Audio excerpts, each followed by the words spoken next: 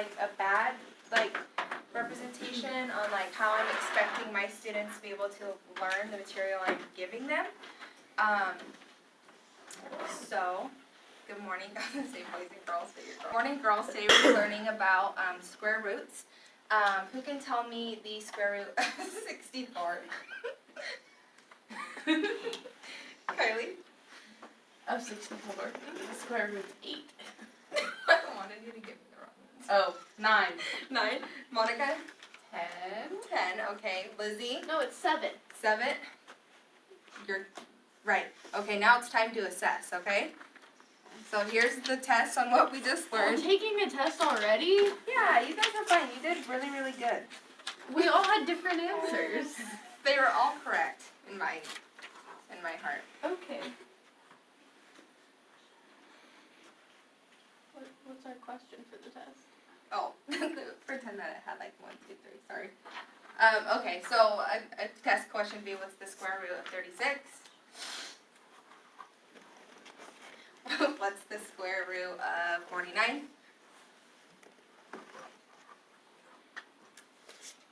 And what is the square root of 25?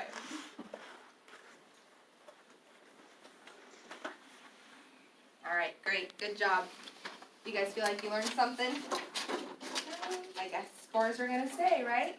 Just kidding. Okay. So, and scene. That was me just coming in, asking them a simple question, not necessarily giving them an introduction. Not really a lesson. I'm not gonna give you guys a full-on lesson about square root. So right here it talks about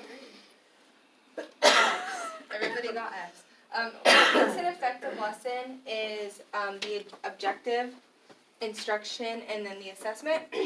And so in like a real life class situation, I would have introduced myself, as if you guys didn't know me, or if I was a substitute or something.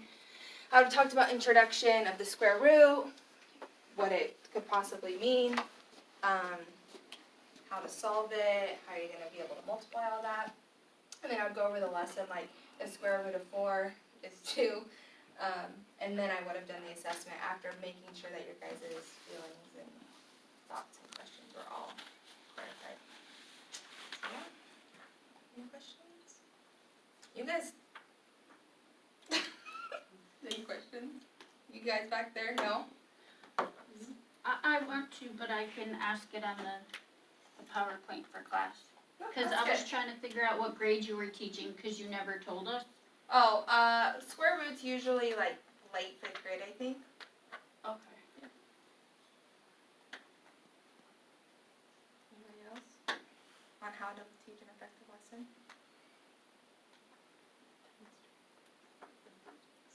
Oh, I can. Well, Also. sorry, I thought it was supposed. I didn't know that. I'm sorry. A question? If you're done, it's cool. Dean, do you have any questions? What's an effective lesson? An effective lesson is where you have an intro, an objective, and then the assessment. Oh, so students, what's an effective lesson for you? When the teacher tells me the objective, and then they further explain what that means, and then they give me some sort of assessment at the end to check that I understand what they Check. taught. Knowledge check. Yeah, check for understanding. It doesn't have to be like, Sorry, I get stage fright. yeah, it's okay. Sorry. Yeah, it doesn't have Sarah, to be do a you have a joke, question? just something. For assessment, though, Mhm. when he asked you which ones you like, do you guys actually like taking the test part, or do you like the written or verbal more? And which one do you think you'd retain more information from? For the assessment. Yeah. I think that depends on like what level you're teaching. So I'm in a 1st grade classroom, and so our assessment is more verbal because they just don't have the writing skills Yeah. yet. However, when you get into like older grades, like say middle school, to keep it simpler, to keep your lesson more efficient, I think a written, everybody writes down their answers at the same time, and you can check them over, would be more effective. And see, I already forgot because I get scared in front of people. I wrote down stuff in the book. So lesson, this is like the definition it gave us, to like test the accomplished of like the intended result. So that's like having the lesson and then learning any objective and then the test. Effective assignments clearly specify what students are to do or learn. The first thing would be determine what you want the students to accomplish. Write objectives for the lesson as a single lesson. Ensure students know the objectives. And then post or send objectives and instructions home with students for like homework or maybe what they're going to be tested on that following week.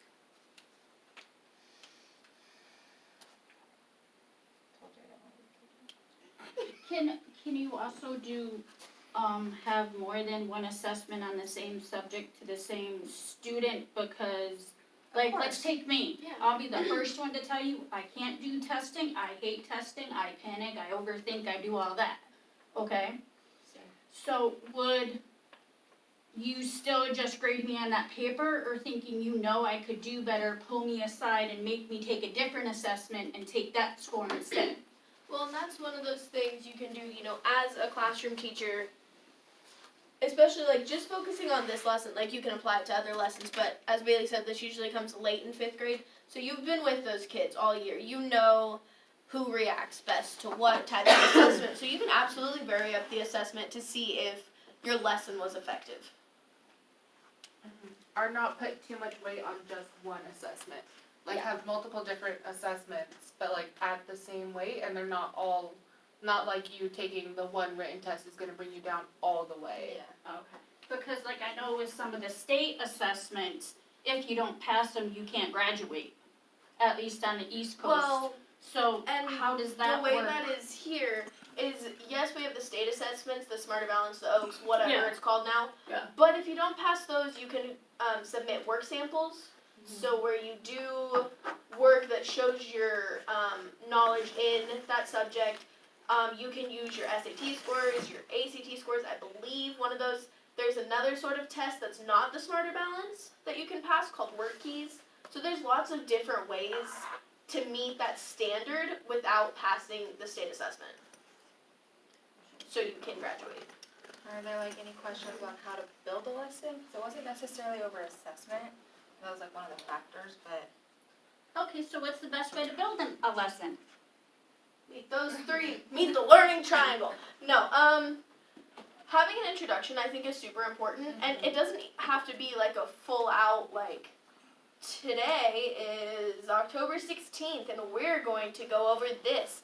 This means blah blah blah, and just going way too in depth.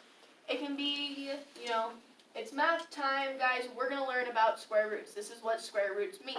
Now to get into this, this is how you solve blah blah blah. So you're getting right in. You're getting that introduction. You're getting into the instruction, which is one of our points on our learning triangle, and you're meeting those objectives. And something I like, example right now, like practice makes perfect. Whenever I'm given a lesson to teach, like today, the second half of the day, my mentor teacher is gone. So I basically did the day with the sub there. I read through everything multiple times, and even when I have my small group, like it's not until like for example, I had one today, Wednesday, but on Monday I was reading through the lesson and just making sure I knew what I was gonna say, and like, cause it's hard to be able to teach something when you don't know what you're doing.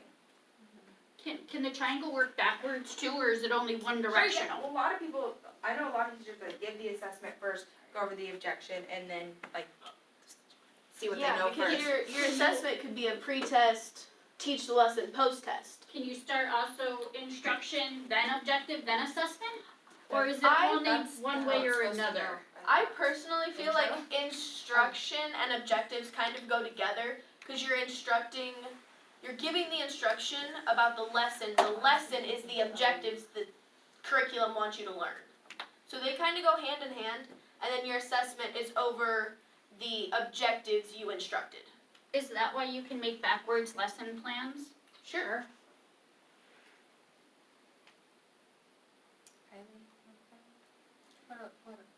I don't know. Do you guys have any input? No, not really. I like objectives. I think that they clear up for the kids what And they're being going able to learn. cross off and Yeah. Cool. Cool. Thank you. We are Okay. group 2.